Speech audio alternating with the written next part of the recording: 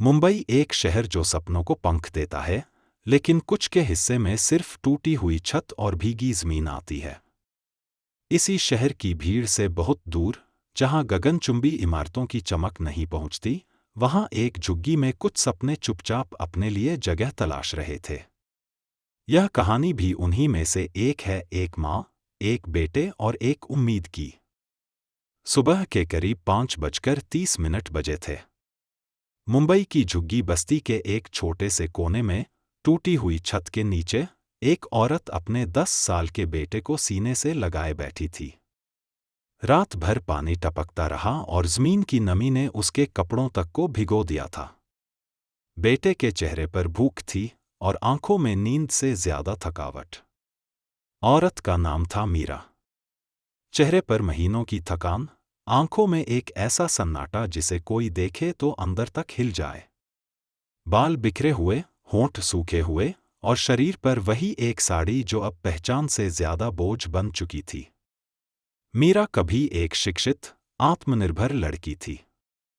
किताबों से प्यार था और बच्चों को पढ़ाने का सपना। लेकिन शादी के बाद जिंदगी ने जैसे उसके सारे पन्ने फाड़ दिए। मीरा की शादी महेश नाम के व्यक्ति से हुई थी, जो बाहर से सभ्य और अंदर से क्रूर था। शराब, गालियां, मारपीट और अपमान, ये उसका रोज का जीवन बन गया। उसने कई बार रिश्ते को बचाने की कोशिश की, कभी चुप रहकर, कभी समझाकर। लेकिन एक दिन जब उसने अपने 3 साल के बेटे को थप्पड़ खाते देखा, वो टूट गई और पति को जवाब दे दिया। और वही उसकी गलती बन गई, जिसके कारण उसे घर से निकाल दिया गया। मायके गई तो वहां भी ताने मिले, अब तेरा ठिकाना वहीं था, हम क्या कर सकते हैं। मीरा ने तब सीखा कि औरत का सबसे बड़ा संघर्ष समाज की चुप्पी के खिलाफ होता है। वो मुंबई लौटी, काम की तलाश में। पहले झाड़ू पोछा, फिर बर्तन, फिर कभी सब्जी बेचने तक का काम। बेटा उसका साथ था, जो कि उसका इकलौता कारण था जिंदा रहने का। उस दिन वो झुग्गी के पास के एक मंदिर की सीढ़ियों पर बैठी थी। पिछले 2 दिन से कोई काम नहीं मिला था। बस में चढ़ने के पैसे तक नहीं थे और बेटे को भूख ने बेचैन कर दिया था। उसी वक्त वहां पास से एक युवक गुजरा। हाथ में एक स्केचबुक, आंखों में गहराई और चाल में सोच का वजन। नाम था आरव, एक लेखक जो इंसानों के बीच से कहानियां खोजता था। वह मंदिर में आया था, मन की उलझनें उतारने।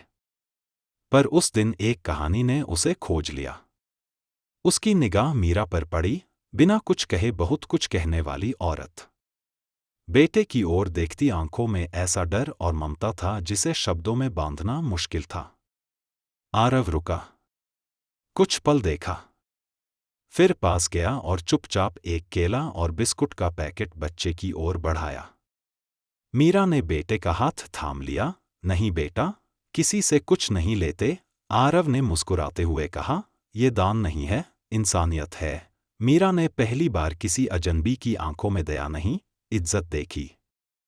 थोड़ी देर बात हुई, फिर थोड़ी और।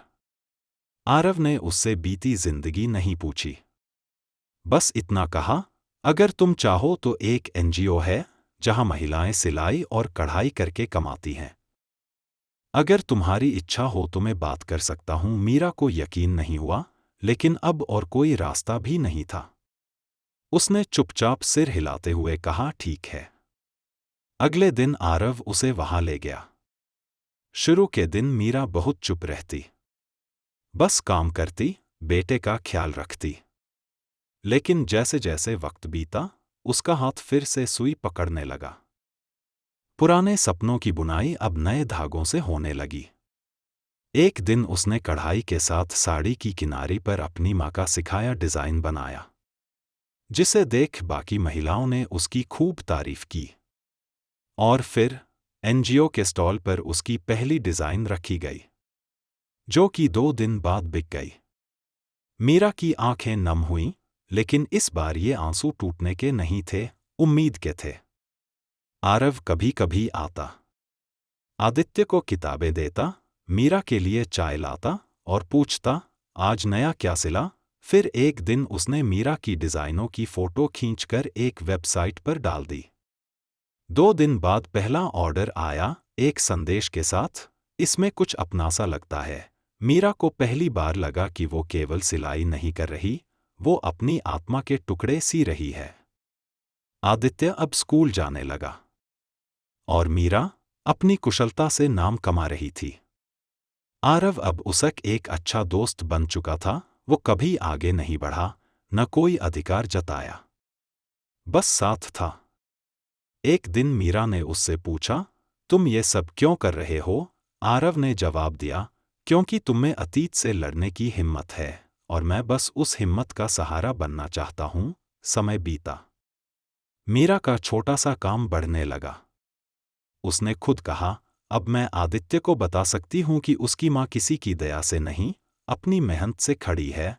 कुछ महीनों बाद, जब मीरा की जिंदगी थोड़ी संभल गई, आरव ने मीरा से अपने दिल की बात कह दी।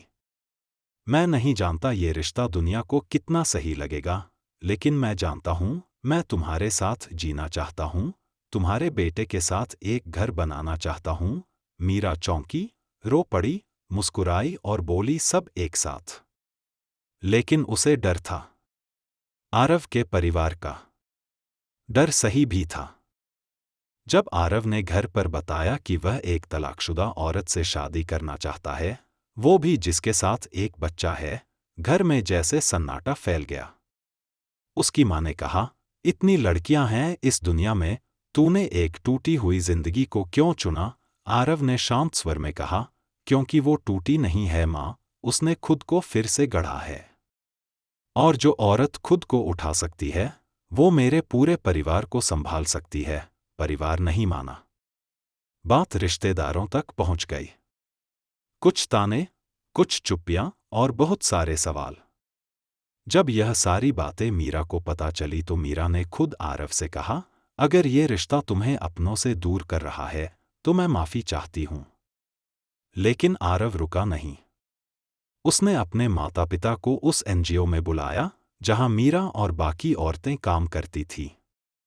वहां उन्होंने देखा, एक लड़की मशीन पर कढ़ाई कर रही थी, दूसरी ने ऑनलाइन ऑर्डर के लिए पैकिंग कर रखी थी, और मीरा, वो एक कोने में बैठी थी, किसी नई लड़की को सिखा रही थी कि धागा कैसे रंगों के साथ बोलता है। आरव की मां ने एक पल के लिए मीरा को देखा। नजरों में न दया थी, न विरोध, सिर्फ एक ठहराव था। तभी आदित्य भागकर आया और मीरा की गोद में बैठ गया। मम्मा, देखो मैंने आज आरव अंकल की किताब मैंने पूरी पढ़ ली। आरव की मां के चेहरे पर कुछ पिघला। वापसी में उन्होंने कुछ नहीं कहा, लेकिन शाम को अपने बेटे से बस इतना बोला, जिस औरत के पास इतना हौसला है कि वो दूसरों को जीना सिखा रही है, उससे बेहतर बहू मैं क्या ढूंढती। और फिर ना किसी ढोल की गूंज थी, ना रिश्तेदारों की लंबी कतार, बस कुछ सच्चे लोग, कुछ सफेद फूल, और वो मंदिर जहां मीरा कभी खुद से मन्नतें मांगती थी। वहीं उन्होंने 7 फेरे नहीं लिए, सिर्फ एक वादा किया कि अब जो भी रास्ता हो, साथ चलेंगे। शादी के बाद जिंदगी फिल्म जैसी तो नहीं हुई, पर असली जिंदगी से भी बेहतर निकली। अब मीरा के पास एक छोटा सा घर है, एक छोटा ऑफिस है, जिसमें 5 और औरतें हैं, जिनके हाथों में अब मेहनत के साथ उम्मीद भी चमकती है। किचन की खिड़की से जब हल्की धूप कमरे में गिरती है, तो मीरा अक्सर सोचती है, कितनी अजीब बात है ना, जिस अंधेरे से डर लगता था, उसी ने रोशनी की कीमत सिखाई। यह कहानी सिर्फ मीरा की नहीं है, यह हर उस इंसान की कहानी है, जिसने जिंदगी की सबसे अंधेरी रात में भी अपने लिए सुबह ढूंढी, जिसने बिना किसी शोर शराबे के चुपचाप जंग लड़ी और फिर जीतकर भी खुद को विनम्र बनाए रखा। यह कहानी हमें याद दिलाती है कि किसी को बदलने के लिए बड़े मंच, बड़ी बातें या बड़ी ताकत की जरूरत नहीं होती, बस एक सच्चा इरादा, एक वक्त पर बढ़ाया गया हाथ और थोड़ा भरोसा काफी होता है। आरव जैसा कोई आपके जीवन में आया हो, या आप खुद कभी किसी के आरव बने हो, कमेंट बॉक्स में जरूर बताएं।